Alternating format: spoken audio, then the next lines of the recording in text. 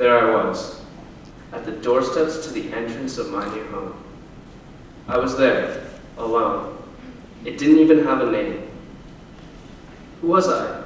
Was I the undeniable proof that my parents sinned? Was I a reminder of the sheer poverty they were in? Was I in the way? The only way for my mother, to maintain some sort of opportunity? In the end, Allahu Alam, or God knows. The only thing that was certain now was my status. A status that is privileged and prioritized in the Quran, but in reality is at the bottom of society in the Muslim world.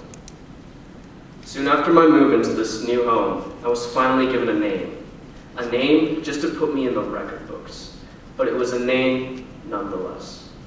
My life would then be defined by a singular moment, a moment that changed my life from simply just existing to having a purpose.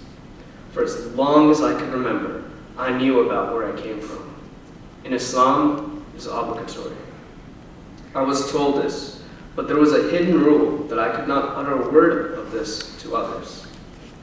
My past was my past, and it didn't matter anymore. That was how my parents viewed it, but that's not how others would.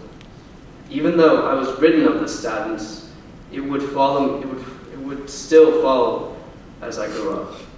My cousins, who I was so close to, were eventually shut off to me. My own family.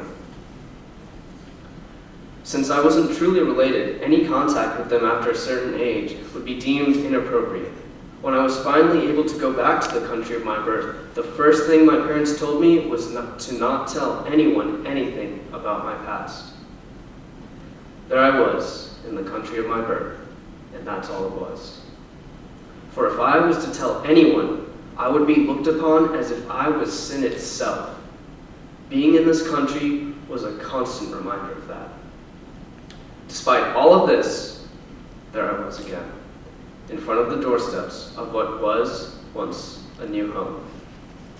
Just like before, I was alone.